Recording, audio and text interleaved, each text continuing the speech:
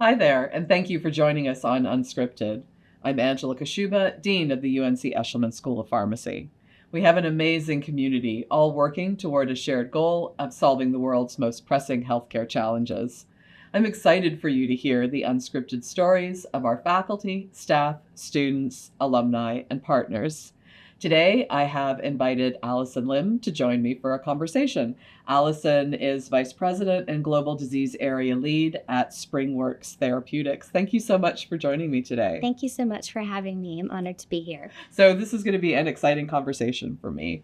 I want to start at the beginning. So you were considering a PhD program or an MD program before you chose pharmacy. Can you talk to me about your experiences and why you chose the PharmD program? Yeah, so I had never even considered pharmacy as a career path when I was an undergrad. And I was a biology major at Virginia Tech and applied for an internship at Eli Lilly and got it and went and spent the summer at Eli Lilly, where I was exposed to pharmacists. There were a bunch of pharmacists not only working in industry, but also doing the internship program. And that's where I got to learn about the role pharmacists could play in industry. And it seemed like such a perfect fit to have a PharmD because you get the clinical background, understanding drugs, learning the clinical care of patients, as well as research. And so to me, it was the perfect combination of both of the things I was considering,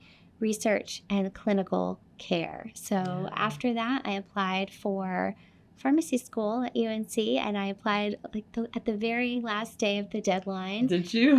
And you took the PCAT the very last day that you could take the PCAT, and the rest is history. Wow. I mean, UNC really was one of the top pharmacy schools, not only now, but it also was when I was applying for school, so that made it appealing. But I also liked that it had an affiliation with Research Triangle Park. I knew I wanted to go into industry with pharmacy, and so I wanted to pick a pharmacy school that had relationships with pharmaceutical companies, research, and the Research Triangle Park has such a strong community for research and drug development that UNC seemed like a good fit. Yes. It seems unusual that you knew right from the beginning that you wanted to go into drug development. Was it just you in your class that had that passion, or did you find a few? Yeah. I think it was. I mean, I think now, a couple of other of my alumni class have gone into industry, but at the time I think it was just me and maybe one other student that went and did a fellowship in industry. Yeah. So very small. Yeah, interesting. So tell me about the experiences that you had in the PharmD program that prepared you for a career in industry. So I think the PharmD really prepared me well for a career in industry. One of the things that I did was try to seek out research opportunities while I was in school. So I participated in any research project I could get a hold of. And I did the honors program where you had to do a research project to sort of, to complete. It was one of the requirements to complete that program.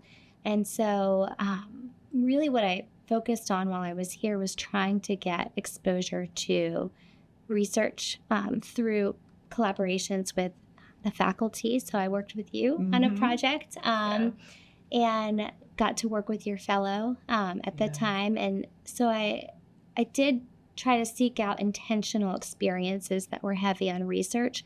At the same time, I also did, when I did rotations for my fourth year, try to seek out rotations that were heavy in clinical care, knowing that I wouldn't have that experience once I got into industry. I wanted to make sure I had a lot of exposure to the intensive care unit, to hospital settings, and to have that clinical background that would make me better able to develop drugs in the future.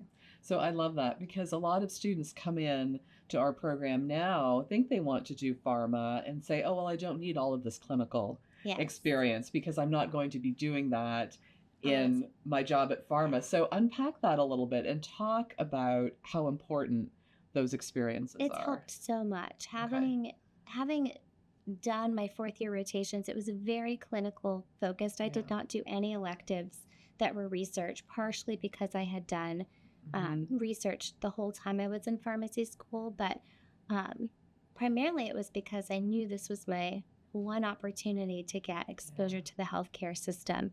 And I think one of the things that really made that helpful, and once I got into industry, is knowing how drugs are delivered and used in an actual hospital setting. So when you design a clinical trial, understanding sort of the logistics of how a hospital or a clinic might work is really important. You have to know, it takes time to, prepare a medication and actually bring it to the patient.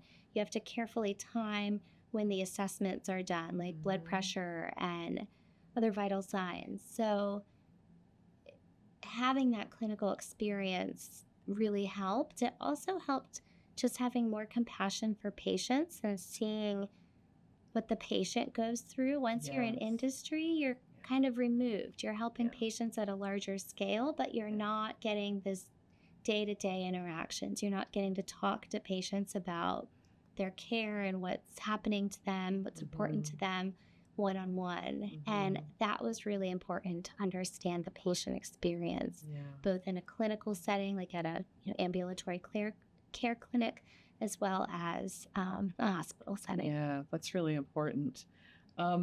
As you were moving through the program, did you have any particular mentors that were impactful to you? As one of only maybe a couple students who were interested in pharma, how did you navigate that during school?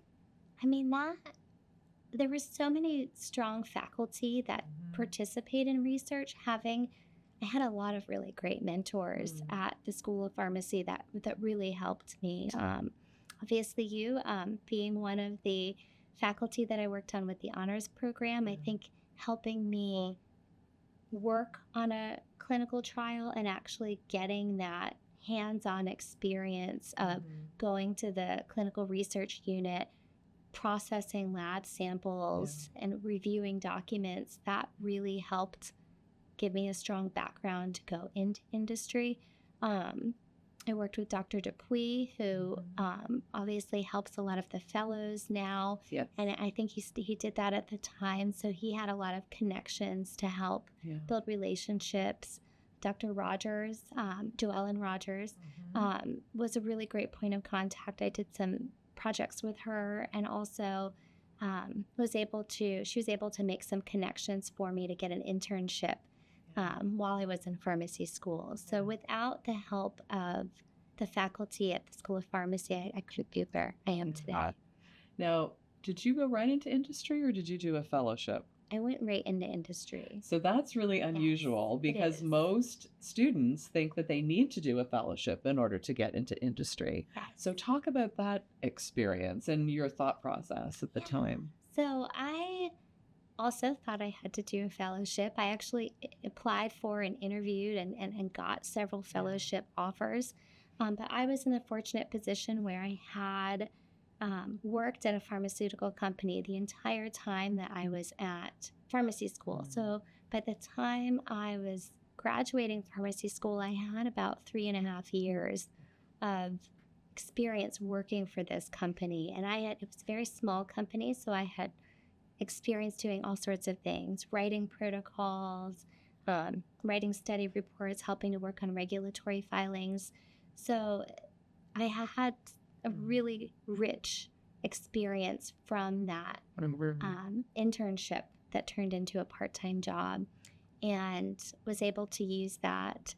And when I got fellowship offers, they said, "You don't need a fellowship. We'll give you a position here." And so I was able to start right after school as a clinical research scientist. Yeah, that's terrific. And I just appreciate you working in the industry at the same time as you were learning in the PharmD program and those transferable skills.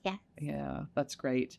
Now, you have overseen the development of many novel products in rare diseases, and you have had some of the most incredible successes that I've heard from anybody in industry at all.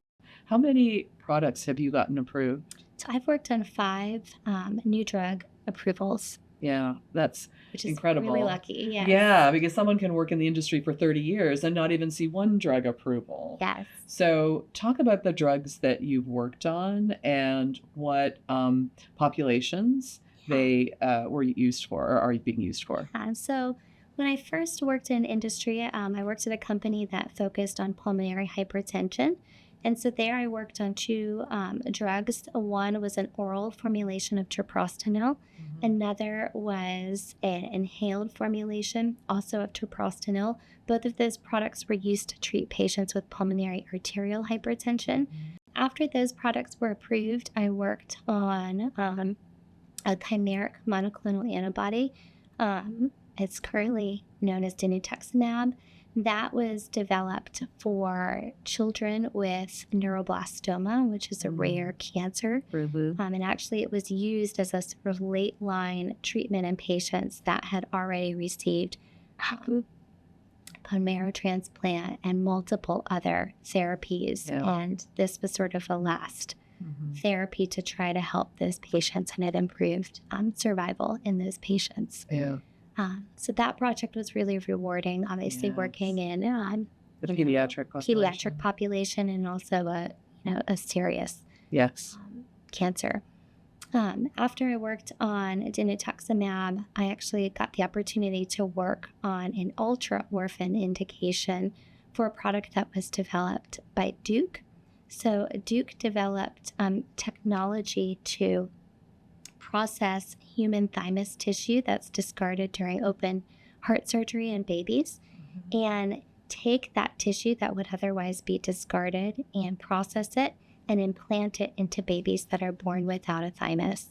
And I worked with a company that took 25 years worth of paper records from that program and put that into a biologics licensing application, and we got that drug approved. Wow. Which was really amazing. Yeah. And then most recently, I worked on a product for desmoid tumors, a product called nirogacestat, which is a gamma secretase inhibitor, which was approved by the FDA in November for adult patients with progressing desmoid tumors.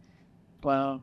So you've worked on small molecules, you've worked on biologics, you've worked on cell therapies. I mean, you span the range. So how is it that you're able to kind of pivot from one very specific disease and a product to something that's completely different? I think part of that is having the PharmD background because it's such a broad degree and you have exposure to so many different aspects of clinical care and patient treatment that you're trained to be able to quickly adapt and look up, what you need to know. It takes a lot of reading and studying to get up to speed, but I think I'm able to do that because I have that background and can kind of quickly pivot. So for me, the indication for drug development isn't that important. It's really more trying to fill an unmet need and working to help patients in need. I love that. We talk about our students needing to be lifelong learners. And you are a great example of that and the success that comes with that as well. Allison, it's been a pleasure to talk to you today. Thanks so much for visiting with us. Thank you so much for having me. And thank you all for watching. We love to share stories of those who make the UNC Eshelman School of Pharmacy excellent. We hope you will join us for the next episode of UnSCRIPted, conversations with the people who are advancing medicine for life.